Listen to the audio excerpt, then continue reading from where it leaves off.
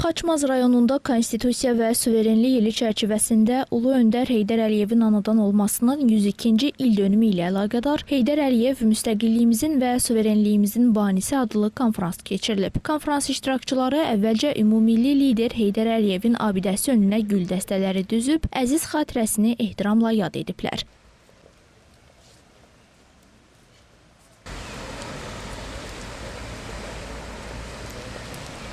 Daha sonra Xaçmaz rayonu Heydər Əliyev mərkəzində dahi şəxsiyyətin həyat və fəaliyyətinə dair fotostendlərlə tanışlıq olub. Konfransda çıxış edən Xaçmaz rayon İcra Hakimiyyətinin başçısı Elnur Rızayev, müasir Azərbaycan dövlətinin qurucusu Ulu Öndər Heydər Əliyevin həyatı və siyasi fəaliyyəti haqqında geniş məruzə ilə çıxış edib. Qeyd edib ki, müasir Azərbaycan tarixinin böyük bir dövrü görkəmli dövlət xadimi Heydər Əliyevin adı və fəaliyyəti ilə əlaqədardır. Bugün Heydər Əliyev siyasətinin prezident İlham Əliyev tərəfindən uğurla davam etdirilməsi nəticəsində Azərbaycan regionun lider dövlətinə çevrilib. Dövlətimizin ərazi bütövlüyü və suverenliyi tam bərpa edilib. Daha sonra çıxış edənlər Azərbaycanın güclü və qüdrətli dövlətə çevrilməsində ümummilli lider Heydər Əliyevin misilsiz xidmətlərindən danışıblar. Bildirilib ki, Ulu Öndər hakimiyyətdə olduğu bütün dövrlərdə respublikamız və xalqımız üçün müstəsna xidmətlər göstərib. Həmin dönəmlərdə bütün sahələr inkişaf edib. Konfransda Ulu Öndər Heydər Əliyevin 102-ci ildönümünə həsr olunan ən yaxşı təqdimat Respublika müsabiqəsinin qalibi olan Mövlud Əhmədov fəxri fərman və xatirə hədiyyəsi ilə mükafatlandırılıb. Sonda ümummilli lider Heydər Əliyevin həyat və fəaliyyətinə əks etdirən məşələ çevrilən həyat filmi nümayiş etdirilib.